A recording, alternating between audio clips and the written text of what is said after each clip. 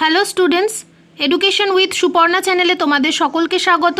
আজকের আমি তোমাদের সাথে শেয়ার করব BA education honours semester 4 DSCC 5 অর্থাৎ এডুকেশনাল অর্গানাইজেশন অ্যান্ড প্ল্যানিং এই পেপারটার থেকে আমি কিছু সাজেশন রেডি করেছি, সেগুলো তোমাদের সাথে শেয়ার করব। তো চলো প্রশ্নগুলো দেখে নেওয়া যাক। প্রথম প্রশ্ন, বিদ্যালয় সংগঠনের বৈশিষ্ট্যগুলি আলোচনা করো। দ্বিতীয় প্রশ্ন, শিক্ষা সংগঠন ও বিদ্যালয় সংগঠনের মধ্যে সম্পর্ক আলোচনা করো। 3 নম্বর, সময় তালিকা বলতে কী বোঝো? সময় তালিকার বৈশিষ্ট্যগুলি আলোচনা করো। 4 নম্বর, স্কুল প্ল্যান্ট বলতে কী বোঝো? স্কুল প্ল্যান্টের বিভিন্ন উপাদানগুলি লেখো। 5 নম্বর, বিদ্যালয়ে স্বাস্থ্য পরিষেবা কেন প্রয়োজন? বিদ্যালয়ের স্বাস্থ্য পরিষেবার বৈশিষ্ট্যগুলি লেখো। 6 নম্বর, বিদ্যালয় শিক্ষায় গ্রন্থাগারের ভূমিকা আলোচনা করো। 7 নম্বর, শিক্ষাগত পরিকল্পনা কাকে বলে? শিক্ষাগত পরিকল্পনার প্রয়োজনীয়তাগুলি লেখো।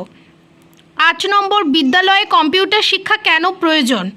9 নম্বর, কর্মশালা কি? কর্মশালার বৈশিষ্ট্য লেখো।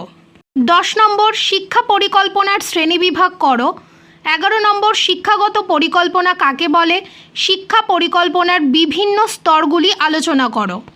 12, স্বল্পমেয়াদী ও দীর্ঘমেয়াদী পরিকল্পনা সম্পর্কে আলোচনা করো। 13, শিক্ষা ব্যবস্থাপনা কী? এর উদ্দেশ্যগুলি ব্যক্ত করো। 14 নম্বর, যে কোনো 3 প্রকার শিক্ষা ব্যবস্থাপনা সম্পর্কে আলোচনা করো। 15 এবং লাস্ট প্রশ্ন, স্বৈরাচারী ও গণতান্ত্রিক ব্যবস্থাপনার তুলনামূলক আলোচনা করো। তো স্টুডেন্টস, আমি তোমাদের কাছে এই 15টা প্রশ্ন আমি তোমাদের সাথে শেয়ার করলাম। এর আরও একটা ভিডিও আমি তোমাদের জন্য রেডি করছি এবং খুব তাড়াতাড়ি তোমাদের সাথে শেয়ার করব।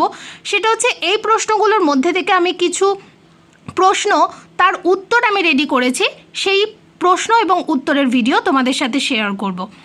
তো তোমরা এই প্রশ্নগুলো এখন খাতায় লিখে নাও কিংবা স্ক্রিনশট নিয়ে নিতে পারো।